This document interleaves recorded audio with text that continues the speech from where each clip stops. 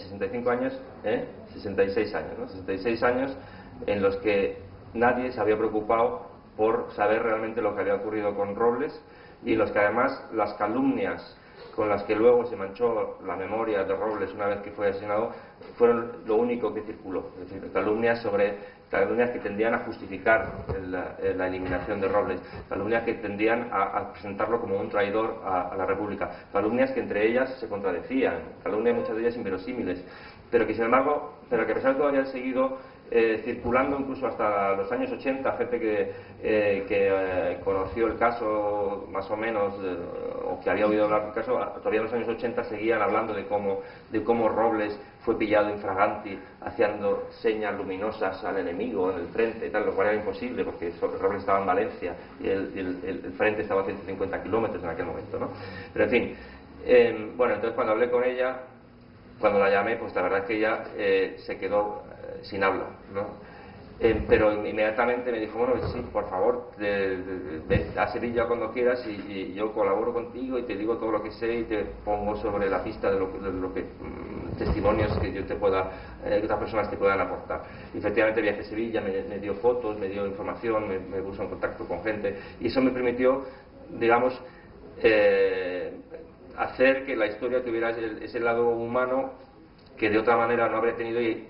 habría parecido como un reportaje frío y sin espíritu, ¿no? Y gracias a Miguel Robles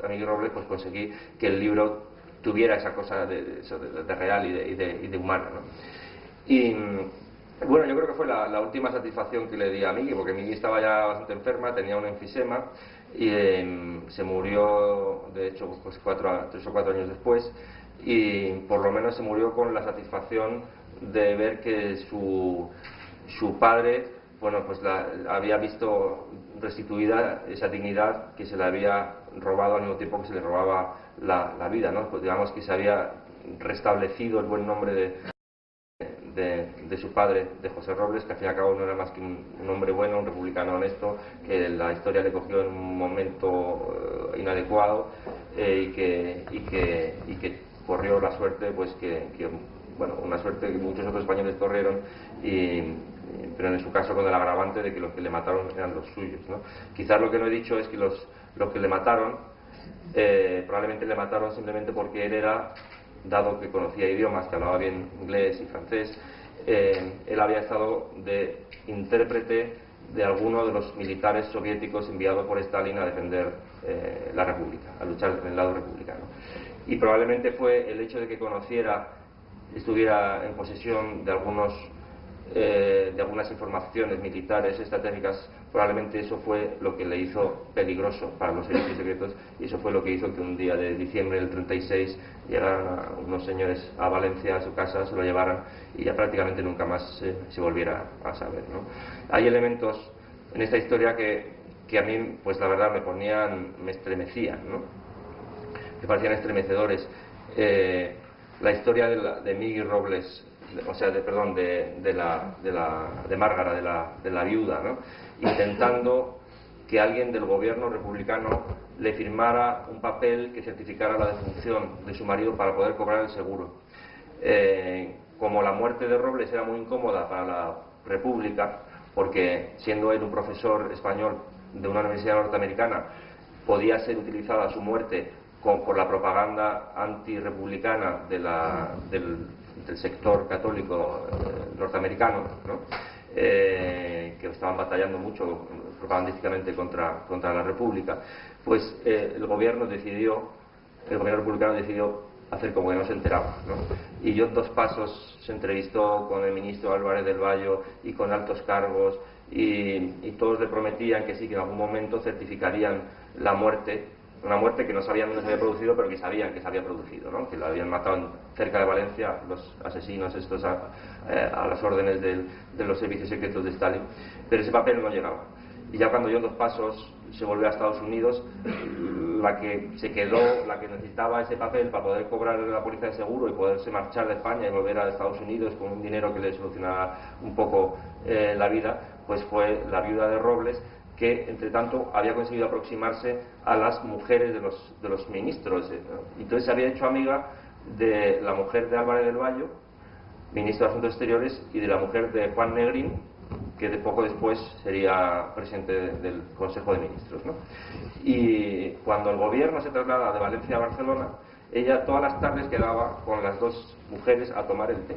Pero no solo a pasar la tarde a tomar el té con pastas, sino sobre todo a decir, bueno, decid a vuestros maridos que por favor que me firmen el papelito este, a ver que se acuerda, que me dijisteis ayer que eso lo ibas a decir y que él mismo lo firmaba. Bueno, pues estuvo hasta el final de la guerra sin conseguir que nadie del gobierno le certificara la muerte de su marido, y por eso no pudieron irse de España hasta que la guerra acabó, la República fue derrotada, llegaron a Francia, y ya un día en París, ya en el 39, un día pues con Juan Negrín, cuando ya la guerra había acabado, ya le importaba un pepino, firmaron o firmar ese papel, dijo, sí, hombre, sí, un papel, claro. Por la siguiente certifico que el señor José Robles murió en torno a tales fechas en Valencia, y entonces ya con eso la viuda pudo cobrar el seguro de vida que tenía su marido contratado en Estados Unidos, y más o menos iniciar una nueva vida. Pero esos elementos, por ejemplo, de saber cómo va suplicando y que al mismo tiempo hay como elementos horrendos de realpolitik, ¿no? que impide que señores como Negrín o Álvarez del Valle le firmen un papel. O sea, que por encima de todo estaba la propaganda, por encima estaba el impedir dar cartuchos al enemigo. Y una pobre mujer que en fin, que está ahí llorosa intentando que ya no que le devuelvan a su marido que está muerto, sino que por lo menos que le firmen un papel donde se diga que el marido está muerto. Hasta eso parecía imposible, fue imposible en una época como aquella, en unos años tan terribles. Resulta estremecedor en el libro como toda la ayuda que John Dos Passos intenta hacer ya por la viuda,